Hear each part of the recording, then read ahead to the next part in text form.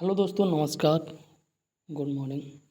आज हम बात करने वाले हैं भारतीय इतिहास के बारे में। और भारतीय इतिहास में आज बात करेंगे सॉरी प्राचीन भारत के बारे में।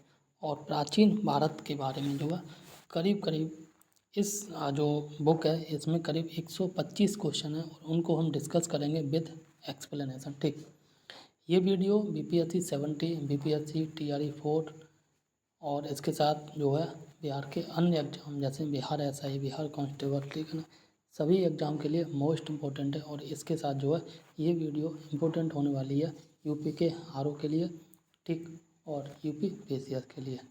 ये वीडियो ये बुक जो है ये घटना चक्र की बीपीएससी स्पेशलिस्ट है। तो इसमें बीपीएससी के जो इम्पोर्टेंट क्वेश्चन है, ठीक है ना, वो तो बीपीएससी के लिए इम्पोर्टेंट है। इसके साथ जो है जो अदर क्वेश्चन है जैसे हिस्ट्री के हैं, ठीक है ना, वो अदर एग्जाम के लिए भी इम्पोर्टेंट है। डिस्कस करेंगे बिना किसी देरी के, बिना किसी इधर उधर की बात के। एक चीज़ मैं बता देता हूँ आपको, वो ये कि अगर आप सीरियस एस्पिरेंट है, आप 2-3 साल से पढ़ाई कर रहे हैं, तो हिस्ट्री आपने 2 से 3 बार पढ़ रखी होगी और आपने जो है कई बार जो इम्पोर्टेंट फैक्ट हैं उनको भी याद कर रखा होगा। हम कोशिश करेंगे जल्दी से जल्दी प्रत्येक जो फैक्ट है उसको डिस्कशन करें और आगे बढ़ें, ठीक। तो यहाँ पे जो पहला क्वेश्चन कह रहा है, देख सकते हैं, पहला क्वेश्चन कह रहा है और ये कह रहा है कि भारत में जो पशुपालन एवं कृषि की प्राचीनतम साक्ष्य जो प्राप्त हुए थे वो है आपका मेहरगढ़। कहाँ पे है? मेहरगढ़। और ये बीपीएससी प्री 2018 में आया है, ठीक, या कह सकते हैं बीपीएससी 64 में आया हुआ प्रश्न, ठीक। हाँ, इसकी एक्सप्लेनेशन देख लो। भारतीय उपमहाद्वीप में पशुपालन एवं कृषि का प्रारंभिक स्थल जो है कहाँ पे था? मेहरगढ़ में, ठीक। मेहरगढ़ माना जाता है और यह 7000 से 5500 ईसा पूर्व के मध्य मानव मानव बसाव का क्षेत्र था। कुछ विद्वान मेहरगढ़ में पशुपालन का जो है काम करते थे और ये जो ईस्वी है ये 8500 ईस्वी पूर्व मानते थे, ठीक है। नेक्स्ट यहाँ पे कह रहा है नवीनतम खोजों के आधार पर जो है भारतीय उपमहाद्वीप में, कहाँ पे? भारतीय उपमहाद्वीप में जो है प्राचीनतम कृषि के साक्ष्य वाला जो स्थल था वह उत्तर प्रदेश का संत कबीरनगर जिले में स्थित एक स्थान है जिसका नाम है लहुरा देव, ठीक। और उसी स्थान पे ये मिले, ठीक। क्या? लहुरा देव। यहाँ से 7000 से 9000 ईस्वी पूर्व के मध्य मानव के बचने तथा निश्चित तौर पर 6400 ईसा पूर्व के चावल के साक्ष्य प्राप्त हुए हैं, ठीक। उल्लेखनीय है कि इस नवीनतम खोज के पूर्व भारतीय उपमहाद्वीप का प्राचीनतम कृषि साक्ष्य वाला स्थल जो है ये आपका मेहरगढ़। और मेहरगढ़ आज के डेट में पाकिस्तान में पड़ता है, ठीक। पाकिस्तान के बलूचिस्तान प्रांत में पड़ता है और यहाँ से करीब 7000 से 5500 ईस्वी पूर्व के गेहूं के साक्ष्य मिले हैं, ठीक। यहाँ पे आगे कह रहा है इसके साथ ही चावल के साक्ष्य वाला स्थल जो है कोल्डिवा, क्या है? कोल्डिहिवा है। प्रयागराज जिले में बेलन नदी के तट पर स्थित। यहाँ से 6500 ईस्वी पूर्व के चावल की भूसी के साक्ष्य मिले हैं, इसको माना जाता है, ठीक। ये पूरा क्वेश्चन 1 का एक्सप्लेनेशन हो गया, ठीक। अब हम बात करेंगे क्वेश्चन नंबर 2 के बारे में। क्वेश्चन नंबर 2 करा है निम्नलिखित में से जो किसको कैलकोलिथिक युग भी कहा जाता है। देख सकते हैं यहाँ पर बीपीएससी 44वां बीपीएससी 2000 में आया, आज से करीब 24 साल पहले, ठीक। और इसका सही आंसर है ताम्र पाषाण युग, ठीक। ताम्र पाषाण युग को जो कैलकोलिथिक युग भी कहते हैं। इसको कैसे याद करना? तांबे को कॉपरमैम CU और PPER, ठीक है, इस बोलते हैं। कॉपर में से C उठाओ और कैलकोलिथिक में से C उठाओ, ठीक है ना, इन दोनों को लिंक कर लो और आराम से याद हो जाएगा। कैलकोलिथिक युग जो है ताम्र पाषाण युग को कहते हैं, ठीक। यहाँ पर कह रहा है ताम्र पाषाण युग को कैलकोलिथिक युग भी कहा जाता है। जिन संस्कृतियों में तांबे के औजारों के साथ ही पत्थर के बने हुए उपकरणों का प्रचलन जो है मिलता है उन्हें प्राय ताम्र पाषाणिक संस्कृतियाँ कहा जाता है, ठीक। नेक्स्ट क्वेश्चन कह रहा है हड़प्पा में मिट्टी के बर्तनों पर सामान्यतः किस रंग का उपयोग हुआ है। मोस्ट इम्पोर्टेंट क्वेश्चन है, कई एक एग्जाम में आया है। यहाँ तो हम बात करेंगे बीपीएससी के बारे में, लेकिन ये क्वेश्चन जो कई एग्जाम में आया, ठीक।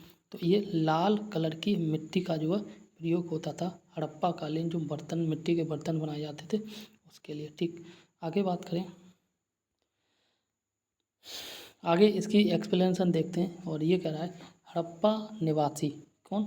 हड़प्पा निवासी मिट्टी के बर्तनों का जो है व्यापक मतलब पैमाने पर, यानी कि बहुत बड़े पैमाने पर निर्माण करते थे और ये खुद के यूज के लिए करते थे और इसके साथ जो है ये व्यापार के लिए भी बर्तनों का निर्माण करते थे। ठीक, याद रखें मिट्टी के बर्तनों का निर्माण होता था उस समय, और ये भी याद रखें इनका जो कलर था वो था लाल। ठीक, आगे बात करें, प्रारंभिक हड़प्पा सभ्यता में पैर से चालित चाक का प्रयोग किया जाता था। परिपक्व पैर से चालित, देखो याद रख लेना, पैर से चलने वाला चाक था, ठीक है ना, उसका प्रयोग करते थे। आगे बात करें, परिपक्व हड़प्पा के दौर में हाथ से चालित चाकों का प्रयोग किया जाने लगा। डिजाइन के आधार पर इन बर्तनों की श्रेणियाँ दो थी। ठीक, एक तो बिना डिजाइन वाले बर्तन थे और एक जो है चित्रित मृद भांड थे। ठीक, एक बिना डिजाइन वाले थे और एक जो है डिजाइन वाले थे। डिजाइन वाले जो थे उसको बोलते हैं चित्रित मृद भांड। ठीक, आगे कह रहा है मृद भांडों को बनाने वाली मिट्टी में रेत का मिश्रण किया जाता था। ठीक, किसका? मिट्टी का जो है मिश्रण, रेत, मिट्टी में रेत का मिश्रण किया जाता था। आगे बात करें तो जिनको जो है इनको पकाने पर यह हल्के भूरे लाल रंग का ग्रहण कर लेता था। ठीक, आगे बात की जा रही है और ये की जा रही है कि इन मृद भांडों के ऊपरी हिस्सों में, ठीक, मृद भांड मतलब जो डिजाइन किए हुए बर्तन थे उनके ऊपरी हिस्सों पर जो है हिस्सों में लाल रंग की पुताई की जाती थी तथा निचले हिस्से में काले रंग के जो है विभिन्न प्रकार की चित्रकारी की जाती थी। ठीक, अच्छा, आज की डेट में जो बर्तन, मिट्टी के बर्तन देखते हैं ना, उसमें इस प्रकार की आप डिजाइन देख सकते हैं। ठीक है ना, इस प्रकार की डिजाइन देख सकते हैं। नेक्स्ट क्वेश्चन कह रहा है सिंधु सभ्यता निम्नलिखित में से किस युग में पड़ता है? ठीक, तो सिंधु सभ्यता तो ये इम्पोर्टेंट है, आद्य ऐतिहासिक काल में पड़ता है। ठीक, और आद्य ऐतिहासिक काल का जो पीरियड है वो 2500 BC से 600 BC ईस्वी का है। ठीक, आगे बात करते हैं और नेक्स्ट क्वेश्चन कह रहा है, ये कह रहा है सिंधु घाटी सभ्यता की सबसे महत्वपूर्ण विशेषता क्या है? ठीक, सिंधु घाटी सभ्यता की सबसे महत्वपूर्ण विशेषता है और ये है पकी हुई ईंटों से बनी इमारत। एक और चीज़ बताते हैं, सिंधु घाटी सभ्यता जो है नगरीय सभ्यता थी। कौन सी?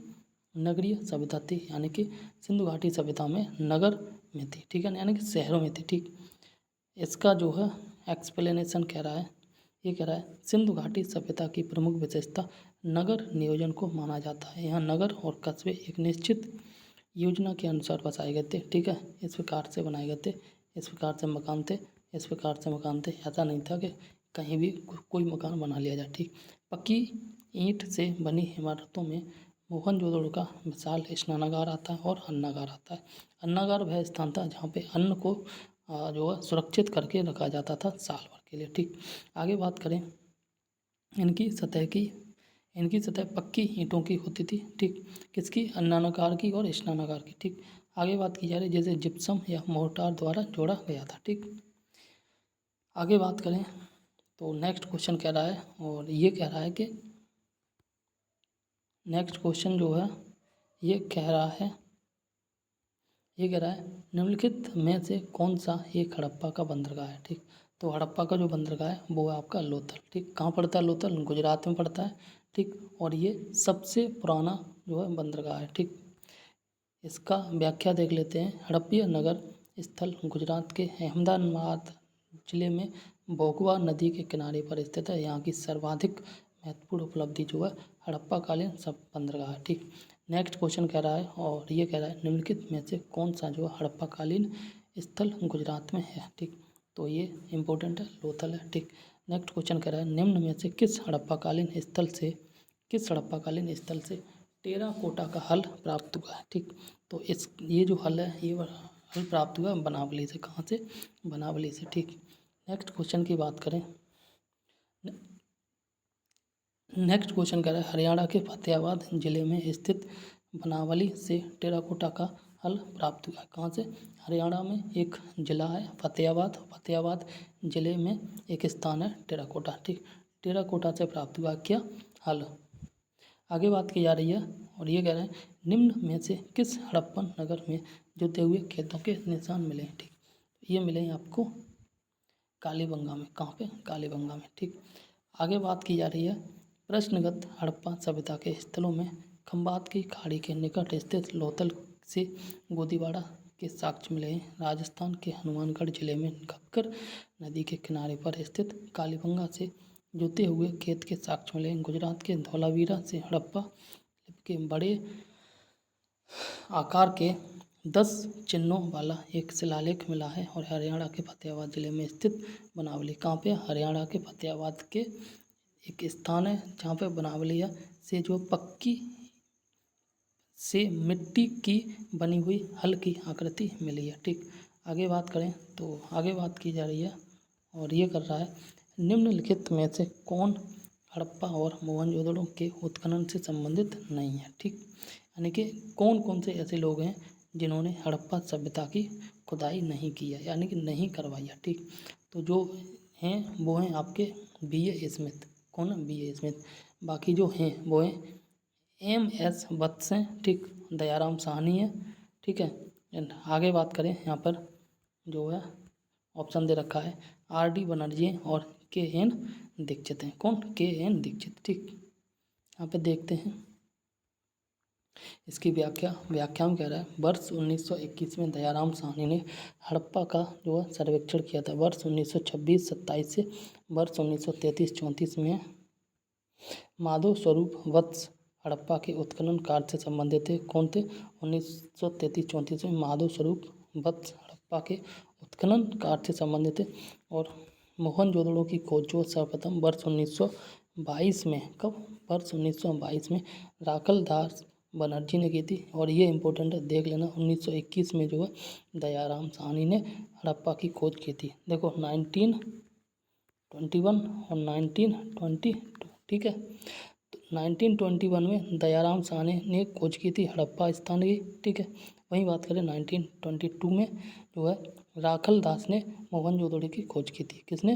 राखल दास ने। ठीक है, मोहनजोदड़ो की खोज की थी राखल दास ने। इस प्रकार से आप याद कर लेना। ठीक, आगे कह रहा है इनके अतिरिक्त कुछ अन्य विद्वान भी हैं जिन्होंने जो है खोज की है। इसमें N.K. दीक्षित हैं, अर्नेस्ट मैके हैं, R.L. स्टीन है। ठीक, A. घोष हैं, J.P. जोशी आदि ने भी इस सभ्यता की खोज में महत्वपूर्ण योगदान दिया है। अतः स्पष्ट रूप से कह सकते हैं कि B.A. स्मिथ जो है हड़प्पा सभ्यता की खोज से संबंधित नहीं रहे, बल्कि ये भाषाविद एवं कलाकार इतिहासकार के रूप में जो है प्रसिद्ध हैं। B.A. स्मिथ भाषाविद और कला इतिहासकार के रूप में फेमस है। ठीक,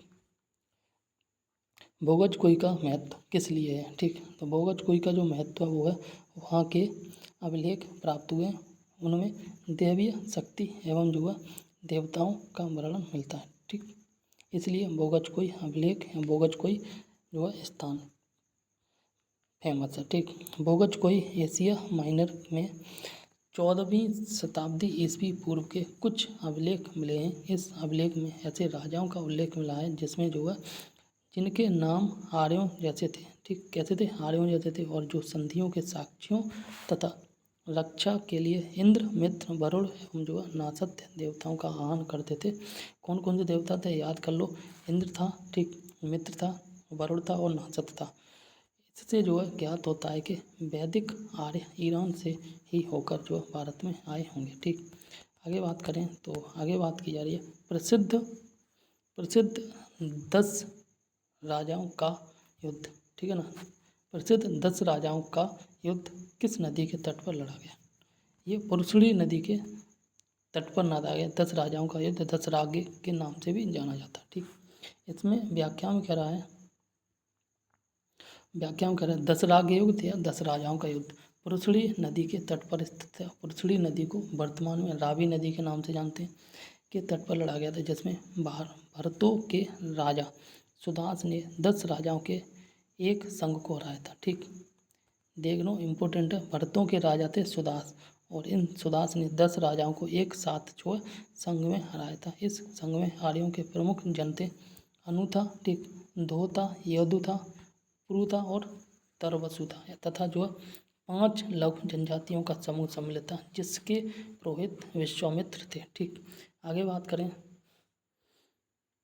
आगे बात की जा रही है ऋग्वेद का कौन सा मंडल जो पूर्णतः सोम को समर्पित है। ठीक, ऋग्वेद का 9वां मंडल पूर्णतः सोम देवता को समर्पित है। ठीक, आगे बात करते हैं नेक्स्ट पेज।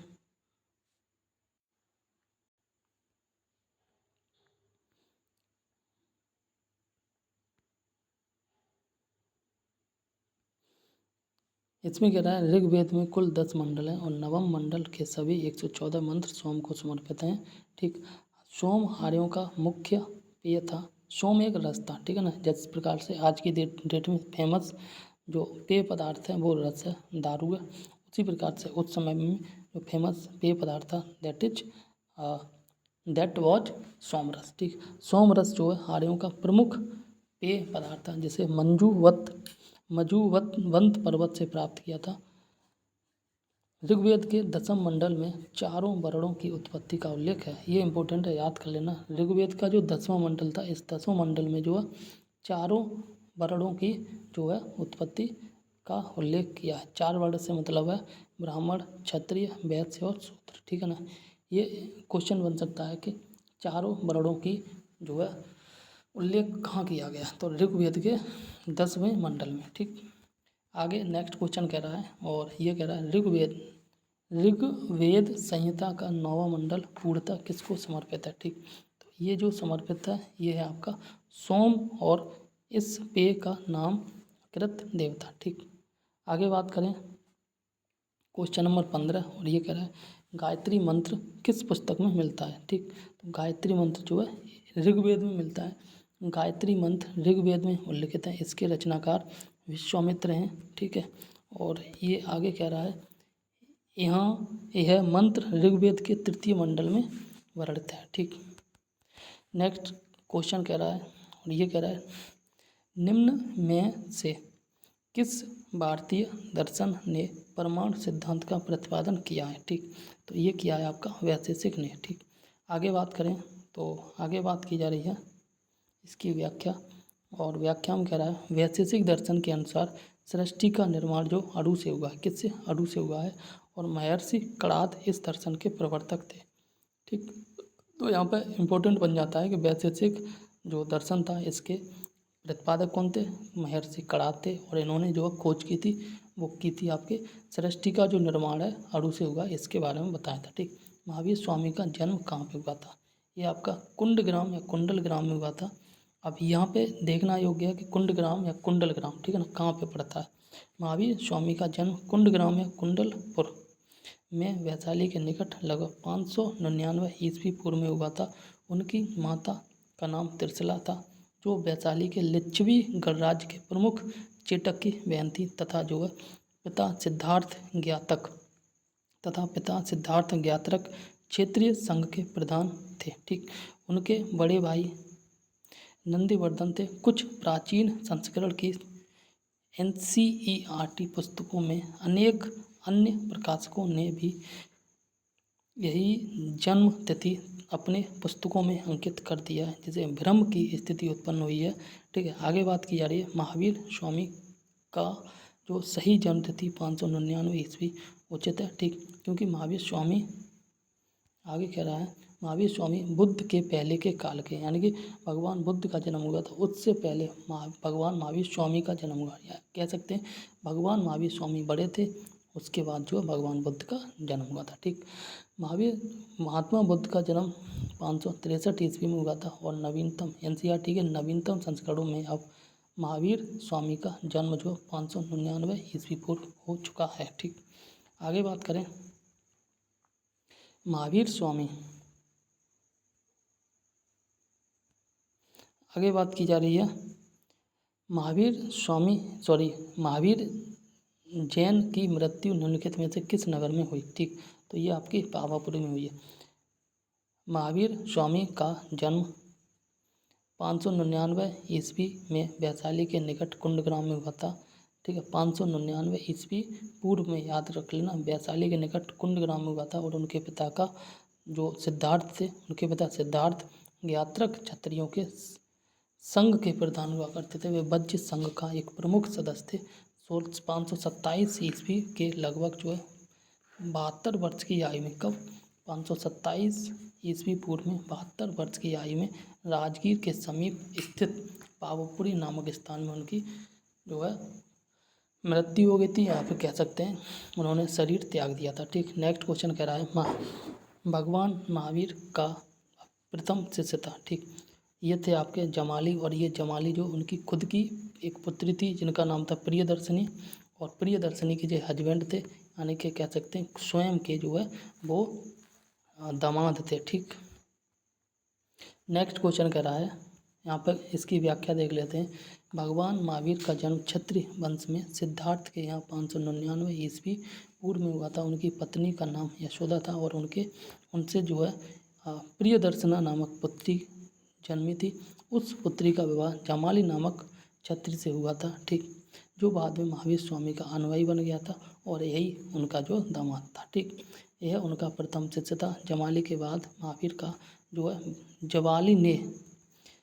जमाली कौन थे? महावीर स्वामी के दामाद थे। ठीक, उसके बाद महावीर स्वामी के शिष्य बन गए, और इन्होंने ये जो है महावीर स्वामी का विरोध भी किया था। ठीक, और आगे कह रहा है, और बहुरतवाद नामक एक नए संप्रदाय की शुरुआत की थी। तो जमाली ने बहुरतवाद नाम के एक नए संप्रदाय की शुरुआत की थी। और आगे बात की जा रही 11 अन्य प्रधान शिष्य, जिन्हें जो है गणधर कहा जाता है, निम्न प्रकार थे। ठीक है ना, और ये थे आपके इंद्रभूत, अग्निभूत, ठीक है, वायुभूत, तीनों वायु थे, आर्यवयस्क, आगे आर्यवक्त है। ठीक है ना, आर्यव्यक्त, ठीक है, सुधर्मन, मंडिक पुत्र, मौर्यपुत्र, कंपित, ठीक है, अचल, मैत्रेय तथा जो प्रवास। आगे बात करें तो आगे बात की जा रही है, ये कह रहा है निम्नलिखित में से कौन सा जो है सबसे महत्वपूर्ण जैन ग्रंथ कहलाता है। ठीक, तो ये कहलाता है आपका 14 वर्ष पूर्व। ठीक, 14 वर्ष पूर्व नहीं है, 14 पूर्व जो जैन ग्रंथ है सबसे पूर्वकालिक ग्रंथ है। ठीक, 14 पूर्व सब प्राचीनतम जैन ग्रंथ है। अंतिम जो है नंद राजा के समय में संभूत विजय तथा भद्रभाहु संघ के अध्यक्ष थे। ये जो है महावीर के द्वारा प्रदत्त 14 पूर्वों के विषय में जानने वाले अंतिम व्यक्ति थे, और 12 अंग में जैन सिद्धांतों का संकलन प्रथम जैन सभा में किया गया था। ठीक, आगे बात करें तो आगे बात की जा रही है, महात्मा बुद्ध ने अपना जो पहला धर्म चक्र प्रवर्तन किस स्थान पर दिया था। ठीक, तो यह दिया था आपने सारनाथ में। ठीक, सारनाथ यूपी में पड़ता है। ठीक, आगे बात करें, आगे बात की जा रही है 6 वर्षों की साधना के बाद। यहाँ इम्पोर्टेंट है, 12 वर्ष तक तो भगवान महावीर स्वामी ने जो है तपस्या की थी, और 6 वर्ष तक जो भगवान बुद्ध ने की थी। ठीक, 35 वर्ष की अवस्था में वैशाली पूर्णिमा की रात्र को एक पीपल के नीचे गौतम बुद्ध को ज्ञान प्राप्त हुआ था। ज्ञान प्राप्ति के बाद, यानी ज्ञान प्राप्त होने के बाद ही वे बुद्ध कहलाते। ज्ञान प्राप्ति के पश्चात गौतम बुद्ध ने अपने मत का प्रचार प्रारंभ किया था।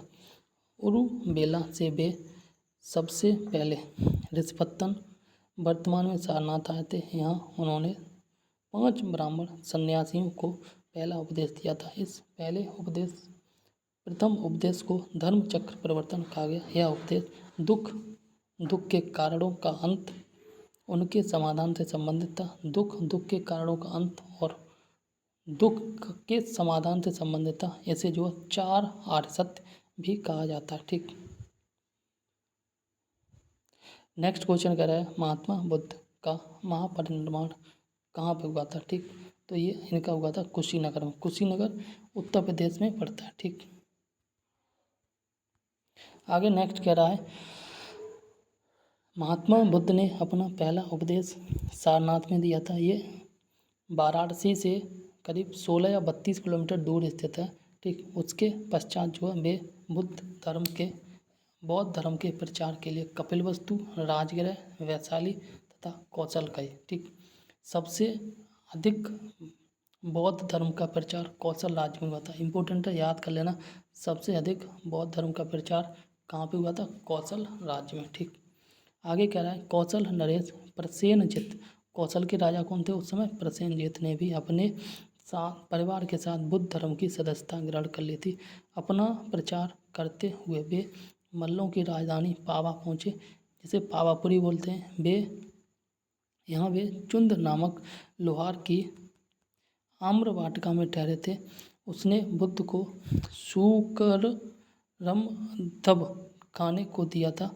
इससे उन्हें रक्तातिसार हो गया और भयानक पीड़ा उत्पन्न हुई। इस वेदना के बाद भी वे कुशीनगर मल्ल गणराज्य की राजधानी पहुँचे। यहीं 483 ईस्वी पूर्व में 80 की अवस्था में, यानी 80 वर्ष की अवस्था में उन्होंने गृह त्याग कर दिया था और बौद्ध धर्मों में इसे महापरिनिर्वाण कहते हैं। एक चीज़ मैं आपको बताता हूँ, वो ये, जब भी आप जैन धर्म और बौद्ध धर्म को पढ़ो तो हमेशा इनको कंपैरिजन करके पढ़ो, तब चीज़ें ज़्यादा समझ में आती हैं। ठीक, आगे बात की जा रही है। देखो, एक क्वेश्चन जो है, एक कन्फ्यूजन होता है। जैन समाज में जो महावीर स्वामी थे, इनके फादर का नाम था सिद्धार्थ, ठीक है ना। वहीं बात करें बौद्ध धर्म में तो भगवान बुद्ध थे, इनके बचपन का नाम था सिद्धार्थ, ठीक है। तो इनके फादर का नाम यहाँ सिद्धार्थ था, यहाँ इनके बचपन का नाम सिद्धार्थ था। यहाँ कन्फ्यूजन हो जाती है, ठीक है। याद कंपैरिजन करके इसलिए पढ़ना चाहिए। आगे बात करें तो आगे बात किया, त्रिपिटक जो है किसकी धार्मिक पुस्तक है? ठीक, तो ये जो है भगवान बुद्ध से संबंधित बौद्ध धर्म की धार्मिक पुस्तक है। क्या? त्रिपिटक। ठीक, आगे बात करें, त्रिपिटक बौद्ध धर्म ग्रंथों में सर्वाधिक महत्वपूर्ण पुस्तक है। बुद्ध की मृत्यु के बाद उनकी शिक्षाओं को संकलित करके 3 भागों में बांटा गया था। इन्हीं को जो त्रिपिटक कहते हैं। पहला पिटक जो है विनय पिटक कहते हैं, और इसमें जो संघ यानी कि बौद्ध धर्म का जो संघ था, संघ संबंधी नियम तथा आचार की शिक्षाएं थी। ठीक, दूसरा था सुत्त पिटक, महात्मा बुद्ध के वचन से संबंधित था, और अभिधम्म पिटक था, दार्शनिक सिद्धांत से आधारित। ठीक, तो 3 पिटक थे, बौद्ध धर्म से संबंधित थे। इसके नाम थे विनय पिटक, सुत्त पिटक और अभिधम्म पिटक। ठीक, विनय पिटक, सुत्त पिटक और अभिधम्म पिटक।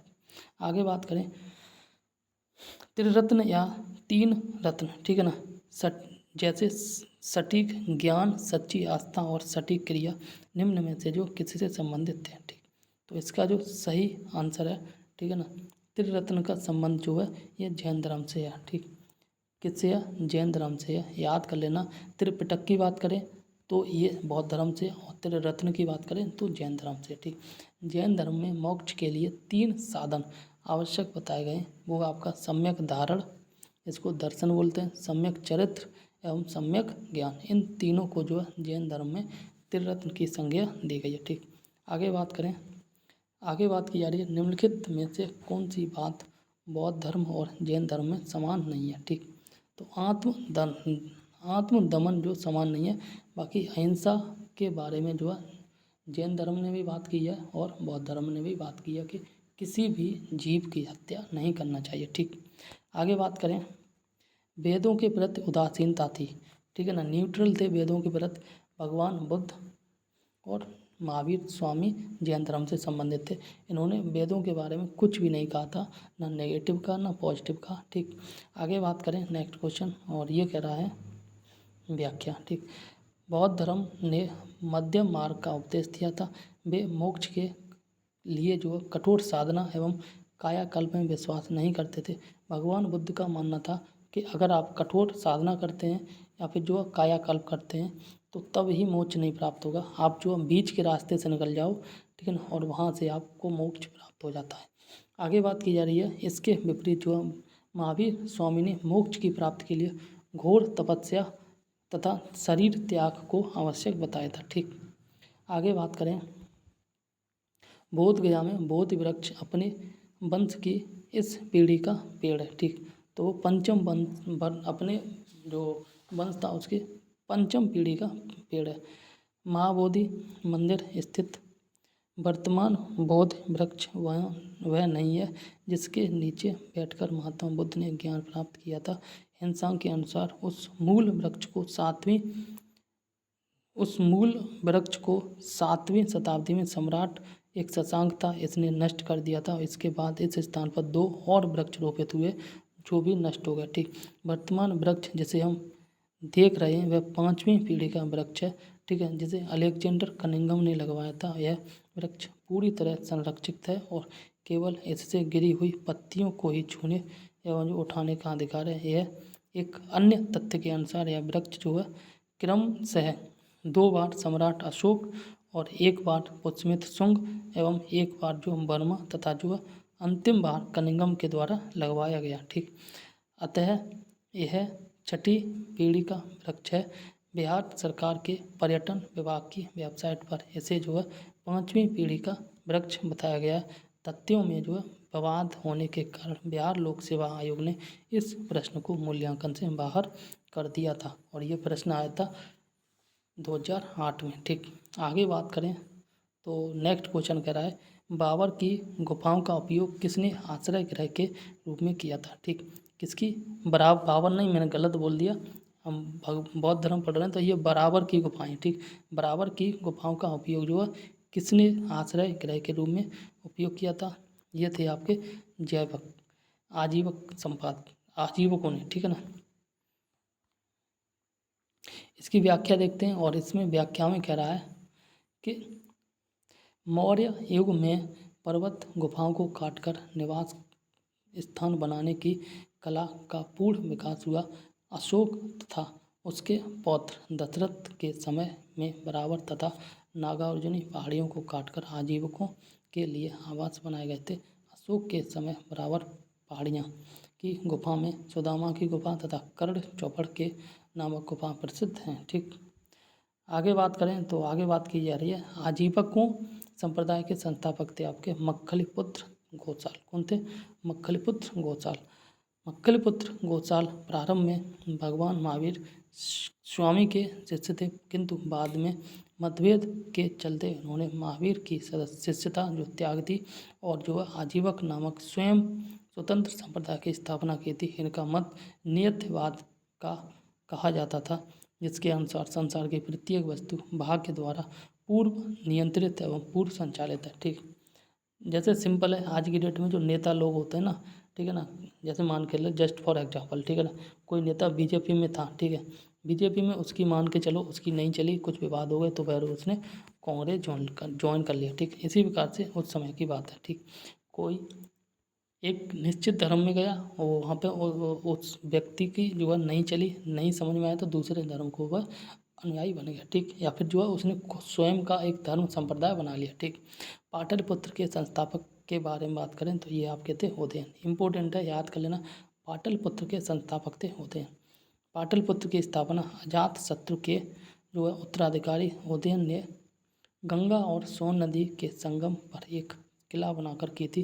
इसने मगध साम्राज्य की राजधानी राजगृह से पाटलिपुत्र स्थानांतरित की।